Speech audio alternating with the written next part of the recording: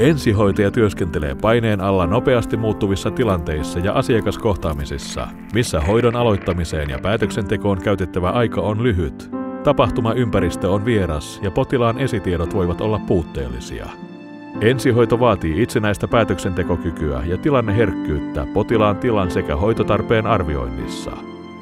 Mä oon sosiaalinen ihminen, mä tykkään tehdä paljon erilaisten ihmisten kanssa töitä ja tuun hyvin toimeen erilaisten ihmisten kanssa ja tykkään siitä, että on välillä kiire, että oikeasti saa tehdä asioita ja nimenomaan se, että pääsee käsin tekemään ja näkee, että joku asia etenee. Pitää olla kykenevä työskentelemään kiireessä vaihtelevissa olosuhteissa, että muuttuu tilanteet hyvinkin nopeasti. Ja kyllä ehkä kaipaa sellaista positiivista asennetta, että ei tässä pärjää, jos joka asiasta olisi sitten negatiivinen ajatus.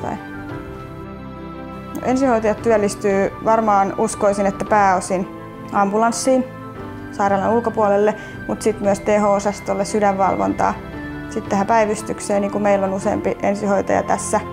Ja sitten samoin tiedän kenttäsairaanhoitajat armeijalla, puolustusvoimilla siellä on ensihoitajia.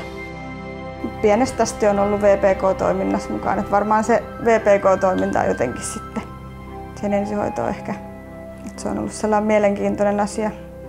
Ehkä tässä alas kiinnosti se, että pääsee olla ihmisten kanssa tekemisissä, saa tehdä paljon käsin. Sitten kun näkee, että on tehnyt jotain hyvää jonkun toisen eteen, niin